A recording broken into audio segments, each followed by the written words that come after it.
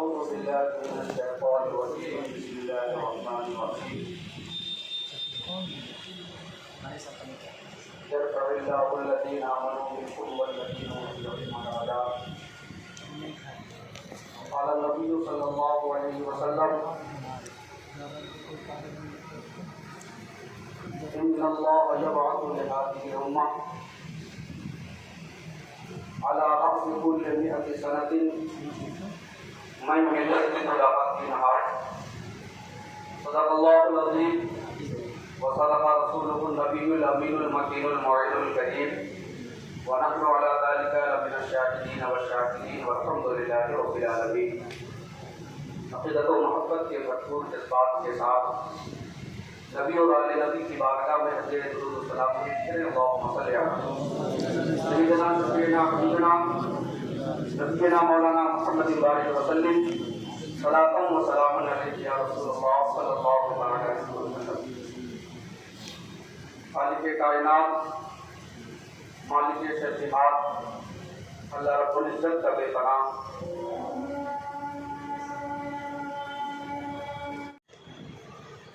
انسان کی ہدایت کے لیے پروردگار عالم نے نبوت و رسالت کا سلسلہ جاری فرمایا اور سب شیاطین میں ہمارے اور آپ کے پیغمبر جناب محمد رسول اللہ ارباب ناقدات صلی اللہ علیہ وسلم کو مبعوث فرمایا. آپ کے بعد نبوت و رسالت کا سلسلہ منقطع ہو گیا مگر دعوت و تبلیغ کی ضرورت ختم نہیں ہوئی.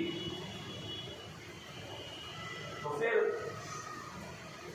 اللہ تعالی اپنے محبوب بندوں کو حضرت انسان کی ہدایت کے لیے بھیجتا رہا. یہ انسان کی فطرت ہے کہ جب ایام گزرنے لگتے ہیں، صدیاں گزرنے لگتی ہیں، تو عقائد پر، نظریات پر، خیالات پر بدعت و منکرات کی غلاف کر جاتی ہے. اسلام کی حقیقی روح مجروح ہونے لگتی ہے. تو ایسے موقع پر اللہ رب العزت اپنے خاص فضل و کرم سے اسلام کے روح روشن کو مزید چمکانے کے لیے کچھ محبوب بندوں کو منتخب فرماتا ہے، جس کی طرف حدیث شریف میں اشارہ ہوا. اللہ کے رسول ارشاد فرماتے ہیں ان اللہ یبعث لہذه الامہ على رأس كل 100 سنة من يجدد لها دينها. کہ خالق کائنات اس امت میں یعنی امت محمدیہ میں ہر ایک صدی کے اختتام پر ایسے نفوس قدسیہ کو مبعوث فرماتا رہتا ہے جو اس امت کے لیے ان کے دین کو تازہ کرتے ہیں. اعلیٰ حضرت عظیم البرکت آیت من آیات رب العالمین معجزۃ من معجزات سید المرسلین نے جس دور میں اپنی آنکھیں کھولی ہیں، اس دور میں نت نئے انداز سے ضلالت و گمراہیاں پنپ رہی تھیں. نیچریت کا فتنہ الگ سے ابھار رہا تھا. وہابیت اپنے بالوں پر پھیلانے میں ایڑی چوٹی کی زور سٹ کر رہی تھی. شیعیت کا فتنہ الگ تھا. الگ الگ فتنے پوری دنیا میں اپنے پیر پھیلا رہے تھے. ایسے موقع پر اللہ رب العزت نے بریلی کی سرزمین پر اعلیٰ حضرت کو پیدا فرما کر ہم امت مسلمہ پر احسان عظیم فرمایا. سبحان اللہ. کہ آپ نے بیعت پر نجریت کے خلاف خلاف، قادیانیت کے خلاف، وہابیت کے خلاف، شیعیت کے خلاف، اور اس زمانے میں جتنے فرقہ باطلہ تھے سب کے خلاف آپ نے قلمی جہاد فرما کر ہم مسلمانوں کے ایمان و عقیدے کی حفاظت کا سامان فراہم کیا۔ اور نہ صرف یہ کہ ہمارے عقائد و معمولات کی آپ نے حفاظت فرمائی ہے، بلکہ جب دنیا میں نئے مسائل پیدا ہونے لگے اور ان کے احکام کے حوالے سے علماء متردد ہو گئے، فقہاء نے یہ کہہ کر کے اپنی بساط علمی کو سمیٹ دیا کہ فی الحال اس نوپید مسئلے کا حکم ہمارے نزدیک واضح نہیں ہے، اس موقع پر بھی دنیا کی رہنمائی فرمائی ہے، اس رہنمائی فرمانے والی عظیم ذات کا نام اعلیٰ حضرت ہے۔ نمونے کے طور پر ایک مسئلہ میں پیش کروں جس مسئلے نے انٹرنیشنل موضوع بحث کا رخ اختیار کر لیا تھا۔ آپ کو معلوم ہونا چاہیے ایک زمانہ وہ تھا جس زمانے میں یہ کرنسی نوٹ، کاغذ کے نوٹ کا چلن نہیں تھا، بلکہ سکے چلا کرتے تھے، چاندی کے سکے، سونے کے سکے اور الگ قسم کے دھات کے سکے رائج تھے۔ سب سے پہلے چین نے یہ کاغذی نوٹ کو ایجاد کیا، اس کے بعد جاپان میں، اس کے بعد یورپ کے ممالک میں، اور اس کے بعد دیکھتے ہی دیکھتے پوری دنیا میں کاغذی نوٹ کا سلسلہ پوری دنیا میں رائج ہو گیا۔ ایک نیا مسئلہ پیدا ہو گیا کہ آخر اس کاغذی نوٹ کو کیا قرار دیا جائے، مال قرار دیا جائے یا محض اس کو دستاویز مانا جائے، رسید مانا جائے۔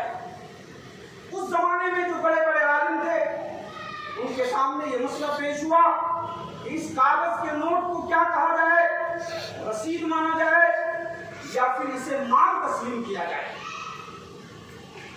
مکہ شریف کے جو محبت پیغمبر ہے، جو مرکز اسلام ہے، جہاں سے اسلام کا سورج طلوع ہوا ہے اور جہاں سے پوری دنیا کو اسلام کی روشنی ملی ہے، وہاں کے جو مفتی اعظم تھے حضرت علامہ مفتی جمال بن عبداللہ، ان کے سامنے یہ مسئلہ پیش ہوا۔ ان سے پوچھا گیا آپ بتائیں کہ یہ جو کاغذ کا نوٹ آیا ہے اس کو مال مانا جائے یا رسید مانا جائے، دستاویز مانا جائے؟ آپ نے کامل تحقیق فرمائی۔ تحقیق و تلاش کے بعد آپ نے کہا اس مسئلے کا حکم ہم پر واضح نہیں ہے، وَالْعِلْمُ أَمَانَةٌ فِي أَعْنَاقِ الْعُلَمَاءِ، علم یہ علماء کی گردنوں میں امانت ہے، میرے نزدیک اس مسئلے کا حکم واضح نہیں ہے۔ مکہ شریف پہنچے 1323 ہجری میں، تو وہاں کے ایک زبردست مفتی نے 12 سوالات پر مشتمل ایک استفتاء آپ کی بارگاہ میں پیش کیا۔ اس میں پہلا سوال یہ تھا کہ اس کاغذی نوٹ کو مال مانا جائے یا تمسک اور دستاویز مانا جائے، رسید مانا جائے؟ اور اس کے بعد یہ کہ اس کاغذی نوٹ کے بدلے میں سونے چاندی کی خرید و فروخت جائز ہوگی یا نہیں، اسے قرضے میں دینا جائز ہوگا کہ نہیں، حق مہر میں دینا جائز ہوگا کہ نہیں، اس کی زکوٰۃ واجب ہوگی کہ نہیں؟ اس قسم کے 12 سوالات مرتب فرما کر اعلیٰ حضرت کی بارگاہ میں پیش کیا گیا۔ ہم ویسی اعلیٰ حضرت کو اعلیٰ حضرت نہیں کہتے ہیں، ویسی ہم ان کی علمی جمال و کمال کے مقرب نہیں ہیں۔ اعلیٰ حضرت اس زمانے میں شدید بیمار تھے، مگر اللہ کا عظیم احسان ہوا کہ آپ نے کوئی ہفتہ 10 دن نہیں، محض 1 دن اور چند گھنٹوں میں فصیح عربی زبان میں اس مسئلے کا حکم واضح فرما کر کے علماء عرب کے سامنے پیش فرما دیا۔ آپ نے فتح القدیر سے ایک جزیہ نقل فرمایا کہ علامہ ابن حمام نے فرمایا ہے اس مسئلے کے پیدائش سے تقریباً 500 پہلے یہ جزیہ نقل کر دیا تھا، لو باع کاغذتن بألف یجوز ولا یکرہ، کہ اگر کوئی انسان کاغذ کا ایک ٹکڑا باہمی رضامندی سے 1000 کے عوض بھی بیچے تو یہ جائز ہے، اس میں کوئی کراہت نہیں ہے۔ آپ نے اسی جزیے کی روشنی میں اور اس کے علاوہ متعدد دلائل کی روشنی میں آپ نے ثابت فرما دیا ہے کہ یہ کاغذ کا نوٹ کوئی جیسے دیگر اموال کے ذریعے سے قرض دینا، سونا چاندی خریدنا جائز ہے، ویسے اس سے بھی جائز ہے۔ آپ اندازہ لگائیں یہ مسئلہ کتنا بڑا پیچیدہ تھا، انٹرنیشنل مسئلہ بن چکا تھا۔ عرب کے سرزمین کے جو سب سے بڑے مفتی اعظم تھے وہ بھی اس مسئلے کو حل کرنے سے قاصر تھے۔ جب کہ آپ نے فتویٰ لکھا اور حضرت مولانا مفتی عبداللہ بن صدیق کی بارگاہ میں جب یہ فتویٰ پیش ہوا اور آپ فتویٰ پڑھنے کے بعد آپ کی نگاہ اس جزیے پر پڑی جو صاحب فتح القدیر نے اس مسئلے کے پیدا ہونے سے 500 پہلے لکھ دیا تھا، لو باع کاغذتن بألف یجوز ولا یکرہ۔ اس جزیے پر جب آپ کی نگاہ پڑی تو آپ حرک اٹھے، اپنے رانوں پر ہاتھ مارتے ہوئے کہا، این جمال بن عبداللہ من ھذا النص الصریح، یہ جمال بن عبداللہ جو مفتی اعظم ہیں، مفتی مذہب ابی حنیفہ ہیں، ان کی نگاہوں سے یہ صریح جزیہ کہاں غائب رہ گئی؟ صاحب فتح القدیر نے تو 500 پہلے ہی اس کاغذی نوٹ کا حکم بیان فرما دیا۔ آپ کو معلوم ہونا چاہیے کہ اعلیٰ حضرت نے ایسے مسائل حل کیے ہیں کہ جن کو حل کرنے میں پوری دنیا پریشان تھی۔ ایک مسئلہ اور، یہ منی آرڈر سے پیسہ بھیجنا جائز ہے کہ ناجائز ہے؟ جب یہ ڈاک کا سلسلہ شروع ہوا، یہ مسئلہ دیوبند پہنچا، گنگوہ پہنچا، تو وہاں کے مفتیوں نے یہ فتویٰ دے دیا کہ منی آرڈر کے ذریعے پیسہ بھیجنا جائز نہیں ہے، یہ ناجائز ہے۔ اس لیے کہ اگر منی آرڈر سے آپ پیسہ بھیجتے ہیں تو وہ ڈاک خانے والے آپ کو 2 روپیہ دیتے ہیں اور اس کے بدلے میں آپ سے وہ زیادہ پیسہ لیتے ہیں۔ مثلا 2 روپیہ 2 آنا لیتے تھے اس زمانے میں، تو یہ 2 آنا دینا یہ سود ہے اور سود ناجائز و حرام ہے۔ آپ اعلیٰ حضرت کی علمی بصیرت اور آپ کی فقاہت کو آپ دیکھیں۔ اعلیٰ حضرت کی بارگاہ میں یہ مسئلہ جب پیش ہوا تو آپ نے فرمایا ڈاک خانے کے ذریعے لین دین کرنا، منی آرڈر کرنا، پیسہ بھیجنا یہ جائز ہے، بالکل سود نہیں ہے۔ آپ نے فرمایا یہ ڈاک خانے کے ذریعے جو معاملات ہوتے ہیں یہ کوئی سودی کاروبار نہیں ہے بلکہ یہ عقد اجارہ ہے۔ ڈاک خانہ یہ اجارے کی دکان ہے، وہ اجیر خاص ہوا کرتے ہیں اور منی آرڈر کرنے والے یہ مستاجر ہوا کرتے ہیں۔ تو جیسے دوسرے عقد اجارہ جائز ہے، اجیر کو اس کی اجرت کا پیسہ دیا جاتا ہے، اس کی اجرت کا بدلہ دیا جاتا ہے، ویسے ہی ڈاک خانے والوں کو اضافی رقم دی جاتی ہے۔ یہ کوئی سود نہیں ہے بلکہ یہ عقد اجارہ ہے۔ اندازہ لگائیں کہ بدعقیدے وہابی ان مسئلوں میں آج وہ اپنے پیشوا کے بھی برخلاف ہیں، آج بھی ان کے یہاں وہی ہے، مگر وہ اعلیٰ حضرت کے فتوے پہ عمل کر رہے ہیں۔ یہ بینک کا مسئلہ آیا کہ بینک میں ہم پیسہ لگاتے ہیں تو جو زائد رقم ملتی ہے وہ ہمارے لیے جائز ہے کہ ناجائز ہے؟ یہ دیابانہ وہابیہ اس زمانے میں بھی یہی فتویٰ دیتے تھے کہ وہ سود ہے، وہ ناجائز و حرام ہے، اور آج بھی وہی فتویٰ دے رہے ہیں۔ فتویٰ تو ان کے علماء کا ہے کہ ناجائز ہے، مگر ان کے عوام دھڑلے سے اس پیسے کو کھا رہی ہے۔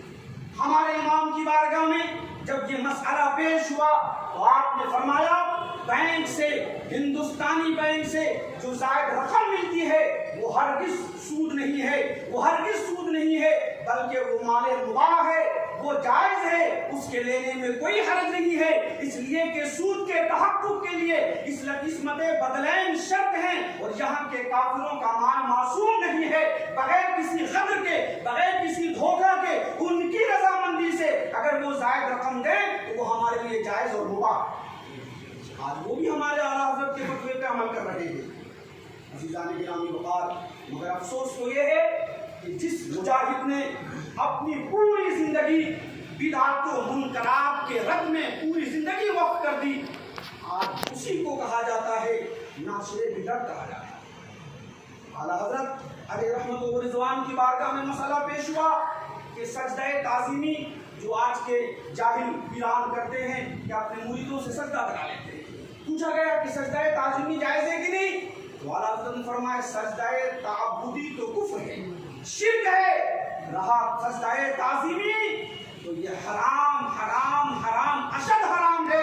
تو صرف فتویٰ نہیں دیا، ایک رسالہ لکھا جس کا نام ہے الزبدۃ الزکیہ لتحریم سجود التحیہ، اور اس میں آپ نے 34 قرآن کی احادیث، متعدد قرآن کی آیتیں، متعدد احادیث سے ثابت فرمایا ہے کہ سجدہ تعظیمی ہمارے مذہب میں حرام حرام اشد حرام ہے۔ جس نے پوری زندگی بدعات کے خلاف، منکرات کے خلاف جنگ لڑتے رہے، ان کے خلاف فتوے لکھتے رہے، آج انہی کو بدعتی کہا جاتا ہے۔ یہ تو ایسی ہو گیا کہ جنوں کا نام خرد، خرد کا نام جنوں پڑ گیا، جو چاہے آپ کا حسن کرشمہ ساز کرے۔ ذرا ایک بات اور میں آپ کو بتاؤں کہ یہ جامعہ فاروقیہ الحمدللہ اہل سنت و جماعت کی پہچان ہے۔ یہ فاروقی تیور کے ساتھ اپنے منصب کی، اپنے نسب العین کی طرف اور اپنی منزل کی طرف زیادہ و پیما ہے، اور اس کی ایک بڑی خصوصیت یہ ہے کہ یہ غیر مقلدین کا جو مرکز ہے اس مرکز سے ڈٹ کر کے مقابلہ کرنے کی صلاحیت رکھتا ہے۔ اعلیٰ حضرت کے زمانے میں جب تک کہ تقلید کی وبا پھیلی تھی، آپ کو یہ معلوم ہو کر کے حیرت ہوگی کہ اعلیٰ حضرت نے سب سے زیادہ جو کتابیں لکھی ہیں وہ انہی غیر مقلدین کے خلاف لکھی۔ 26 رسائل آپ نے تحریر فرمائے۔ جب میں شفیہ میں تھا جماعت صابیہ میں، تو وہاں جماعت صابیہ کی طرف سے یوم مفتی اعظم ہند منایا جاتا ہے۔ ہماری جماعت میں ہم لوگوں نے ایک کتاب شائع کی تھی مخالفین تقلید کا ایک جائزہ، جس میں اعلیٰ حضرت کے 6 رسائل کو ایک ساتھ جمع کیا گیا ہے۔ حاجز البحرین، النہی العقید، الحاق الحاجب، النہی الحاجز، احلاق الوہابیین۔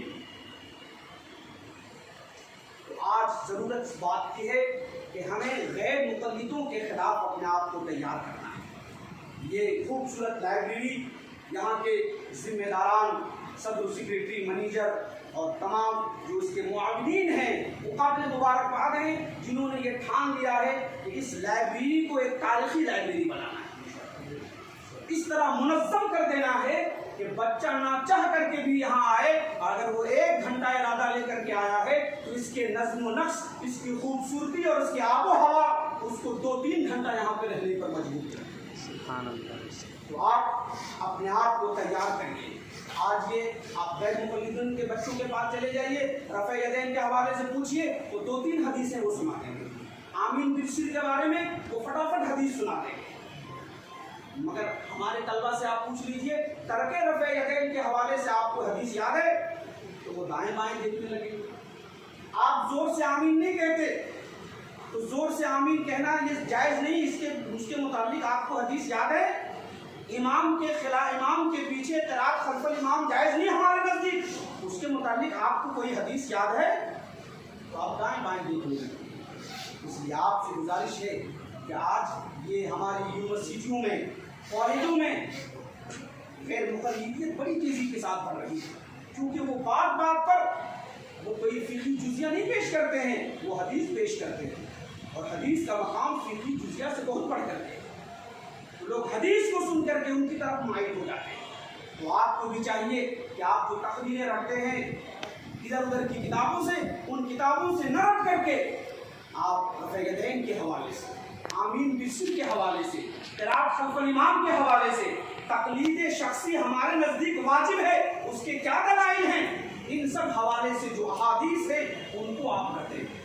اس سے آپ کے اندر احادیث کا ذخیرہ بھی جمع ہوگا اور ان غیر مقلدوں سے مقابلہ کرنے کا حوصلہ بھی پیدا ہوگا۔ اللہ تعالیٰ ہم سب کو اعلیٰ حضرت کے فیوز و برکات اور ان کے علمی فیضان سے مالا مال فرمائے۔ وآخر دعوانا الحمدللہ رب العالمین۔ السلام علیکم۔